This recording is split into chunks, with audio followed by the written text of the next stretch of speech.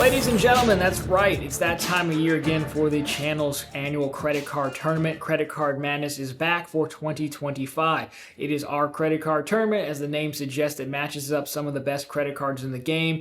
Single elimination, winner take all, and playing for the full month of March until there is only one left and one crowned a champion. We do it from the side of cashback versus travel, and they come together in the middle to see who wins. And again, the best part, the winners, the losers, they're all picked by you, the viewer, at home. So in this episode, this is qualifying, the official start of the 2025 tournament, or opening ceremony, if you will. I just couldn't find any doves or release them in here, whatever.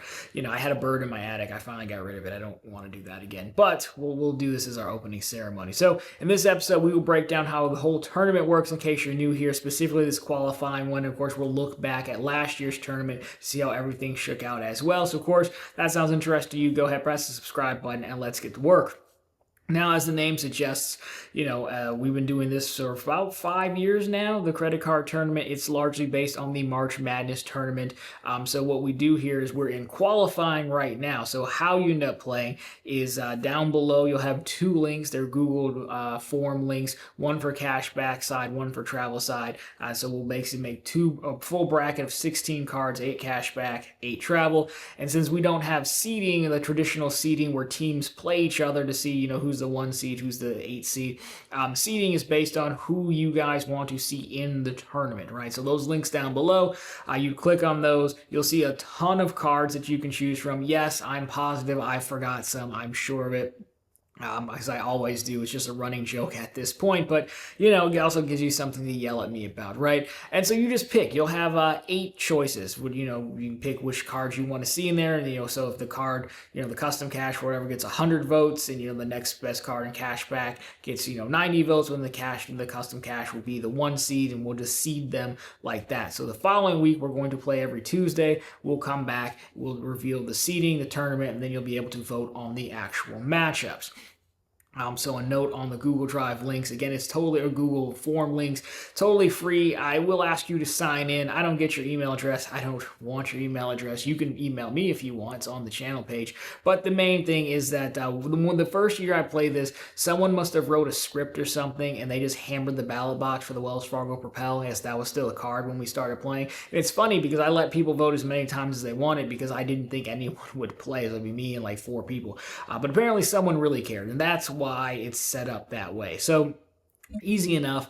Other things you need to know, this does change the channel schedule a little bit. Normally we do our weekly video on Thursday, then again the recap on Sunday. Sunday will remain the same. We're moving to Tuesdays for March. The reason being is I do all my internet work on Saturday, so if I release the video for voting on Thursday, it wouldn't give everyone enough time to vote if I'm doing it just like a day and a half later. So we'll do it Tuesday, Saturday, I'll make the video, then Tuesday it will go out. So you've got technically run on the bank video, tournament video, another run on the bank video, then we'll be back Sunday like normal. So not really that big of an interruption to your schedule at all, so just playing on Tuesday. So that is the gist of it. Again, we're starting with the Sweet 16, so 8 and 8 cashback versus travel, or cashback side of the bracket, travel side of the bracket, and the winner of cashback and the winner of travel will meet in the middle to determine who the overall winner is. So how did it shake out last year? Well, last year, we'll put it on screen for you, and if you want to see the full video, if you go to the home page there, I have a whole credit card madness section with all of the years in individual playlists, so spoilers, but 2024 broke out with the Venture X reigning supreme. Now, in a turn of events that I didn't see coming, the Capital One Saver card, which was a 3 seed on the cashback side, went to the finals and versus Big Brother, the Venture X card. And Venture X won. I believe that makes the Venture X a return defending champion, 2-time defending champion, after it had upset American Express's run, the original 2 tournament winners there. So overall, I mean, you know how I generally vote. I do tell you how I vote, but you can probably guess. But I do vote on both sides of it, right? So the Venture X did not surprise me winning last year. I mean, it's still a really good card, especially as a lot of other travel cards get more and more expensive. The Venture X, remaining that $500 tier, I think made a huge difference. I was really surprised at the Saver because the Saver wasn't a new card, and I really thought it was going to be the custom cash's year, right? For whatever reason, also, if we look back in tournament history, Chase has a history, in my opinion, of severely underperforming. I think they made it to the conference finals once, being the Sapphire preferred, but you'd think as much as Chase has talked about, as much money as they hand out, you'd think they'd make it farther, but that is not the case. So that's how the tournament shook out last year. And, truth be told, I almost didn't run it back this year, but I thought about it, and one, I do like having the tournament because it's something I think that we have, and sure the channel, yes, but like our group community, if you will, that we don't really have anywhere else. It's still a lot of fun to get into it, and you never know how it's going to shake out. Like, hence the saver. I had no idea that was going to happen. And the other part is we have a lot of new entrants into the field this year with some really strong opportunity to win. Like, how will people vote on the Smartly card? Will you vote from a 2X card, or will you be like me and look at it as a 4% card? That's a complete wild card that I don't know how it's going to fit. But there's also a world where the Smartly card doesn't even make the top 8 of cashback cards because it's a 2% card at its base with no intro offer. On the travel side, we have the autographed Journey card, which is my favorite travel card that I never get approved for. And we have the Strata from Citi, which is basically the Strata Premier, but with all the travel insurances it should have had anyways.